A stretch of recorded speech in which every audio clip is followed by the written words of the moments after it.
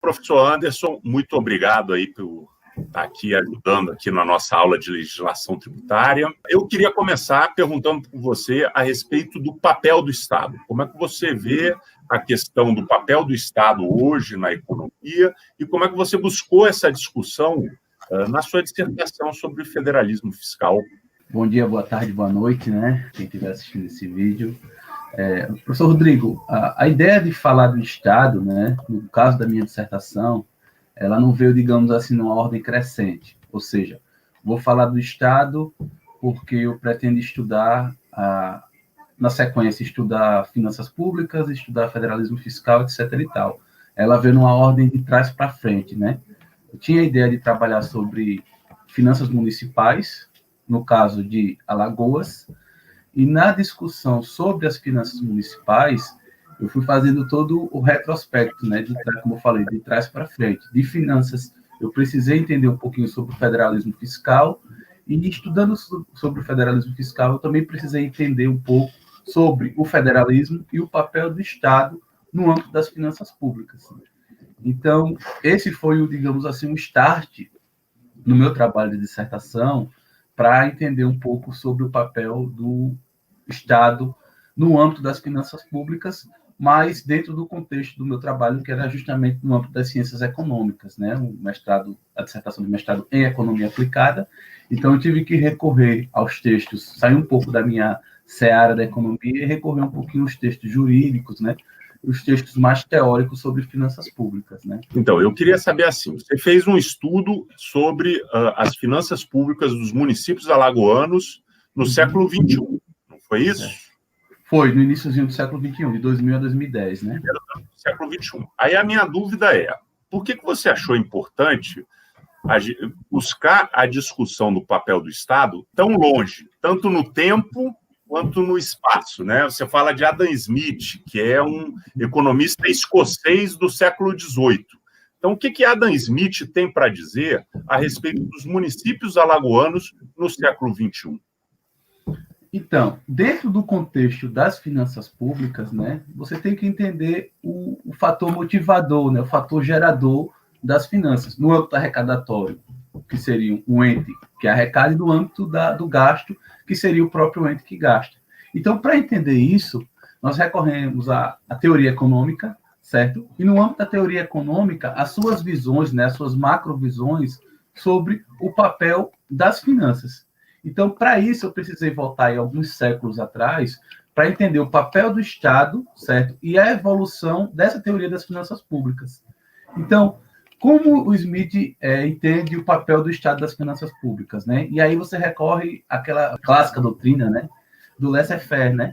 Então, se você tem intervenção estatal, você está interferindo na vida econômica, nas leis naturais, né? Isso aí convencionou-se a chamar a escola clássica de pensamento econômico, né? E as suas evoluções posteriores, certo? Porém, nós também, na própria evolução da ciência econômica, as modificações no âmbito do papel do Estado, né?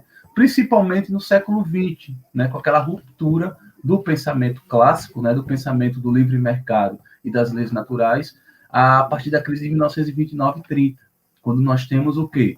Temos aí a necessidade de intervenção estatal e diretamente ligada a isso, né, a expansão de gasto público, né, a mudança na relação Estado, finanças públicas e sociedades. Então, tudo isso, né, e essas modificações que ocorrem nas décadas subsequentes, tudo isso aí explica o contexto de hoje. Então, quando nós analisamos hoje o papel do Estado, mais ou menos intervencionista, mais ou menos austero, nós temos que recorrer a toda a formação teórica, né? Toda a formação das ciências econômicas que culminaram no que hoje nós entendemos sobre o papel do gasto público ou o papel das finanças públicas.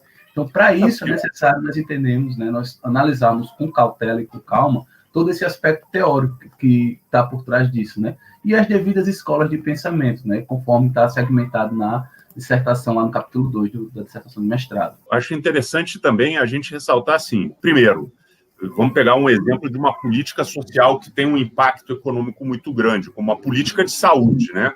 Que desde contratação de médico até compra de medicamentos, até construção de hospitais e por aí vai. Não é desde sempre que o Estado tinha esse papel de garantir a saúde das pessoas. né? Você passa, num determinado momento, a ter uma compreensão que cabe ao Estado garantir uma segurança social. Da mesma forma, mesmo hoje em dia, não é todo lugar, né, todos os países que têm a mesma oferta de serviços de saúde pública. Tem alguns países que têm mais, e não tem a ver com a riqueza do país, né? Você tem alguns países que têm mais oferta de serviço público e tem países, como, por exemplo, os Estados Unidos, que é um país extremamente rico e que não tem quase oferta de serviços públicos, né? Então, cada país e em cada tempo, a gente vai modificando o que a gente acha que o Estado deve oferecer para a sociedade, né? Exatamente, Rodrigo.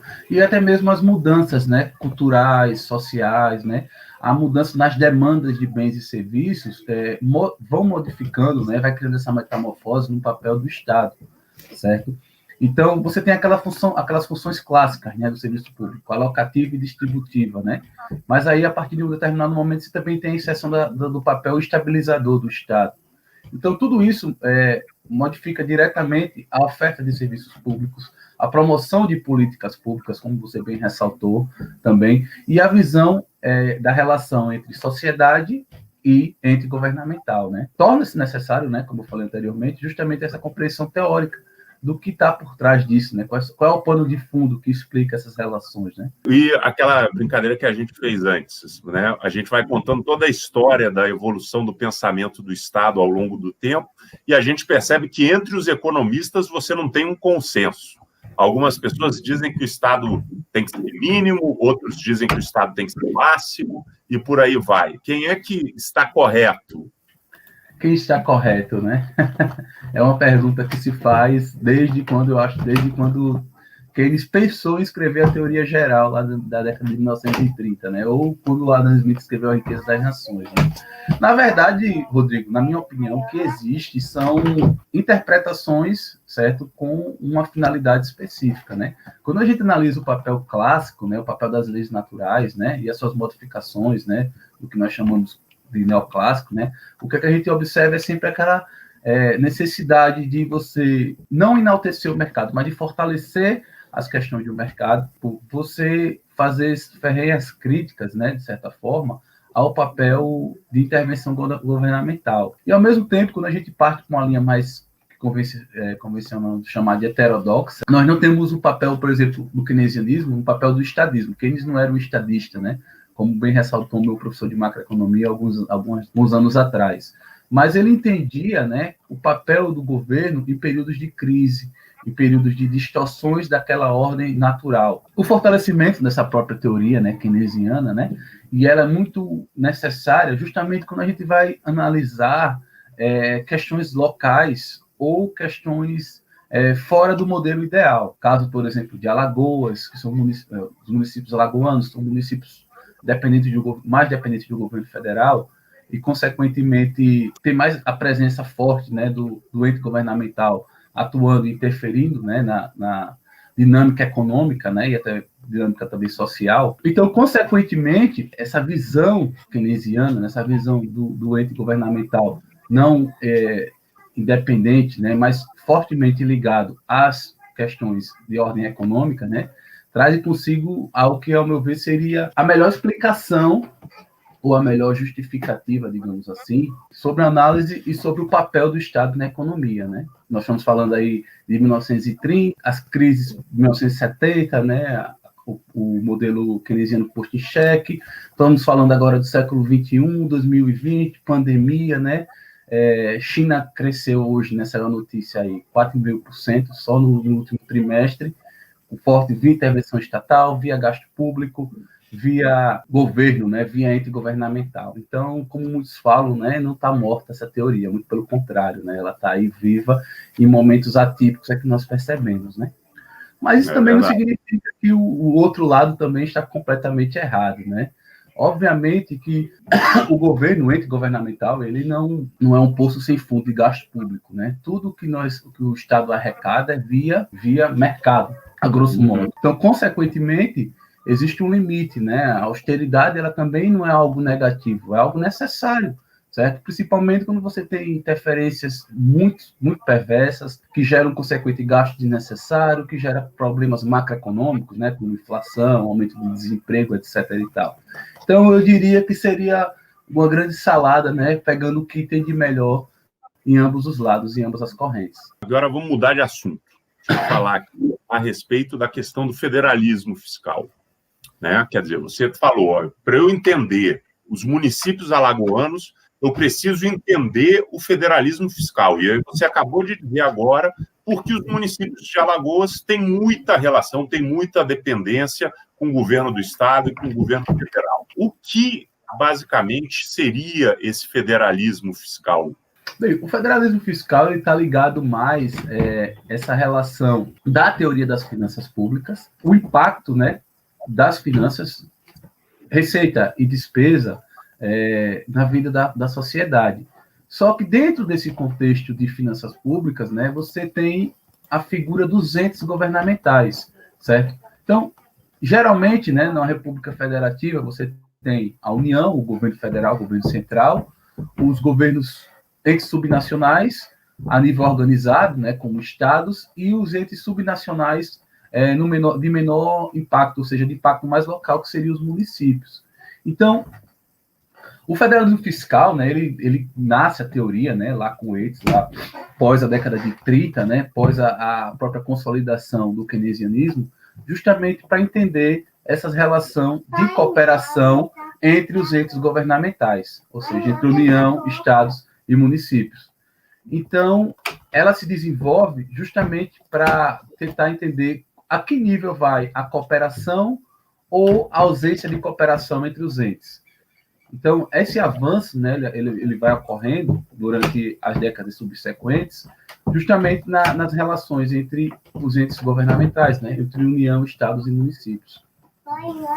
A gente pega aquela história de que não é nem o município que resolve tudo, nem o governo federal que resolve tudo, nem o governo estadual. Então, precisa definir o que cada um tem de responsabilidade e qual o recurso que cada um consegue pegar. É um pouco por aí que a gente vai acertando essa questão do federalismo, né? O papel entre cada ente federativo para tentar conseguir alcançar os objetivos do Estado. Então, não vai ter ninguém que vai ser responsável por tudo. Cada ente federativo, município, Estado e União, é responsável por uma parte e, para funcionar, precisa trabalhar de forma bastante articulada, né? Exatamente.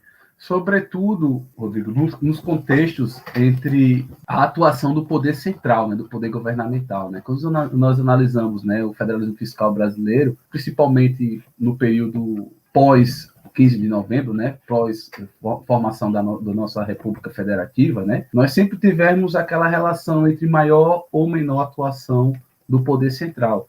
Isso é totalmente decisivo, né, e totalmente pertinente quando nós pretendemos analisar o papel dos municípios. Você tem uma figura central que ela é totalmente importante por ser maior, por ter maior poder de arrecadação e de controle, e também, consequentemente, né, o maior ou menor parcela de interferência do ente lá em cima interfere na vida dos entes a nível local. Então, entender o federalismo fiscal, a meu ver, é entender principalmente a relação entre a articulação entre esses entes subnacionais. Então, no Brasil, sempre ocorreram períodos de maior ou menor concentração de poder no ente central na União. Isso gera um impacto significativo no âmbito dos municípios, tanto nas finanças quanto nas políticas públicas. Antes da gente entrar nessa discussão exatamente da centralização e descentralização, eu queria saber ali da sua dissertação, que você estudou, então, os municípios alagoanos, as finanças públicas dos municípios alagoanos, tentando entender essas relações com as outras esferas de governo. E quais foram suas conclusões? O que você poderia nos dizer a respeito do impacto do federalismo que a gente tem no século XXI no Brasil sobre os municípios alagoanos? Quando nós analisamos, Rodrigo, o século XXI, o mais importante, né, consequentemente do ocorrido no ano 2000, é justamente o impacto da Lei 101/2000, que é a Lei de Responsabilidade Fiscal, né? Analisar a situação do contexto federativo hoje para os municípios alagoanos é entender o papel da LRF, certo? e também o papel da Constituição de 88. Então, esses são os dois grandes pilares para entender hoje as nossas relações. Por quê? Após 88, nós tivemos aí uma série de modificações, certo? No caráter financeiro, né, fiscalista, entre União, Estados e municípios. Os municípios eles ganharam uma parcela ou um fôlego maior no âmbito da arrecadação, mas também passaram a ter mais responsabilidade. Consequentemente, né, no âmbito, como a finança está totalmente ligada à ciência econômica, você não pode separar uma coisa da outra, nós atravessarmos ali, pós-88, um período de crise macroeconômica, né? Quem estuda a economia brasileira, né, vai observar lá que nós tivemos aí o problema inflacionário já na década perdida, que é a década de 1980. Isso perpassa para a década seguinte, com um problema de inflação, certo? E um problema de macroeconômico, no âmbito do desequilíbrio. Então, os municípios eles ganharam fôlego, ganharam mais responsabilidade, e a União, no decorrer da década de 90, foi aumentando sua fatia no bolo, entendeu?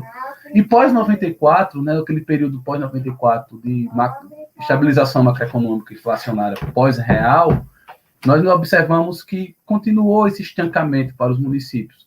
E aí veio a questão da LRF, que foi justamente o objetivo principal de diminuir ou controlar os gastos de forma desordenada dos entes subnacionais. Após a LRF, né, o que os meus dados mostram para os municípios alagoanos, você tem um aumento da interferência federativa da União via impostos dos fundos, né, no caso, o Fundo de Participação dos Estados e Municípios.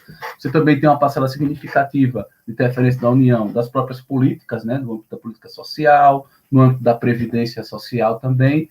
E os municípios eles tiveram que se enquadrar ao limite de gasto com o pessoal, que é o que pesa fundamentalmente nas contas das prefeituras, e eles passaram a controlar cada vez mais, isso do ano 2000 até o ano 2010, passaram a controlar cada vez mais o limite de gasto, de fato passam a respeitar mais esses limites, mas ao mesmo tempo geram uma forte dificuldade na promoção de políticas públicas, digamos assim, de forma independente. Então, hoje é o contexto, né? Um município pequeno, como um município ali na região circunvizinha Arapiraca, ele não consegue realizar uma obra de impacto médio ou até mesmo grande sem a participação do Estado e principalmente sem a participação do governo federal. E na minha dissertação, o que eu chamei foram de municípios federalizados, porque você tem a figura municipal, a arrecadação própria, né, via IPTU e ISS, por exemplo, é pequena, sobrevive basicamente de transferências, ou voluntárias ou involuntárias, né? As voluntárias são aquelas que os municípios correm, enviam projetos a buscar, ou as transferências diretas, constitucionais, e ele basicamente executa isso, né? Então, você tem aquele papel central de Brasília, né? Que é o papel do governo central na condução da vida dos munícipes, né? E também tem umas questões particulares, que é o próprio caso, Rodrigo, da expansão municipal pós-88. Você tem um aumento, um pouco mais de 200%, salvo engano, de número de municípios. Então, hoje você tem municípios que basicamente não têm condições de sobreviver se você não tiver a influência do governo federal, né? Quanto menor o município, é uma questão até de casualidade, mas isso ocorre, né? Então, digamos assim, esse é o diagnóstico, o contexto municipal hoje brasileiro, não só aqui em Alagoas, como em demais municípios do Brasil, né? Dependendo da região, isso é um pouco menor ou maior, né? Por exemplo, no Sudeste, São Paulo ou em Minas Gerais, você tem polos, né, municípios grandes, que eles acabam sendo quase parecidos com capitais aqui do Nordeste, né? Por exemplo, Minas Gerais tem o caso de Uberlândia, né? São Paulo, aquela região ali próxima a Ribeirão Preto, que são municípios mais fortes, né, com um poder arrecadatório. Mas aqui no caso de Alagoas, né, o que os dados mostram, né, os dados de finanças dos municípios mostram, excetuando Maceió e Arapiraca, que também tem uma influência muito grande do papel da arrecadação, os municípios eles sobrevivem basicamente dessas transferências. Bom, e vamos ver agora o nosso último ponto, que é a questão da centralização versus descentralização. Centralização é quando você tem as responsabilidades mais próximos do poder central, que seria a União, né? E a descentralização, quando esses recursos e as responsabilidades das tarefas estão mais próximas dos municípios, estão mais espalhados e menos centralizados. Você acha que a gente tem uma boa um bom balanceamento entre centralização e descentralização? Não, Rodrigo, eu acho que nós deixamos a desejar desse contexto. Essa discussão de centralização e descentralização, ela tem pontos a favor para ambos os lados, né? De um lado, a descentralização é importante e necessária porque é justamente o poder local que entende as demandas da população. É muito difícil Brasília, por exemplo, entender as demandas locais das regiões mais afastadas do centro de Arapiraca, por exemplo. Muito complicado você entender. Então, a ideia de descentralizar, né, após 88, foi justamente para fortalecer esse papel do local. Só que aí você tem uma série de gargalos que surgiram junto a essa boa intenção do poder do fator descentralizador. Municípios minúsculos, que não têm dinâmica própria que justifique a sua existência, o peso do poder governamental, né, o peso fiscal, né, que você tem um poder legislativo, você tem um poder executivo para atender, e a própria questão de proximidade, né, ou seja, você tem um município um pouco mais dinâmico, por exemplo, Arapiraca, e municípios menores que acabam tomando as atribuições desse município maior. Então, por exemplo, você tem municípios vizinhos a Arapiraca que demanda da própria cidade, saúde, educação, quando, na verdade, no critério de proporcionalidade, né, o que Arapiraca recebe no âmbito de receita, às vezes não é suficiente para a despesa, que não é só dela, é dos outros municípios. Então, o município grande passa a ter que atender também a demanda dos municípios que não têm as condições. Exatamente, né? Arapiraca, por exemplo, no âmbito da saúde, ela enfrenta um problema sério já há alguns anos, né, justamente nesse contexto, porque a arrecadação que vem de transferência do governo federal não é suficiente porque ela não atende só os seus próprios municípios. Mas, ao mesmo tempo, tem se criado, né, desde, por exemplo, no atual mandato governamental, criou-se aquela ideia do mais Brasil, menos Brasília, né, que era justamente essa questão de atribuir e descentralizar. Mas, ao mesmo tempo, quais seriam os gargalos existentes?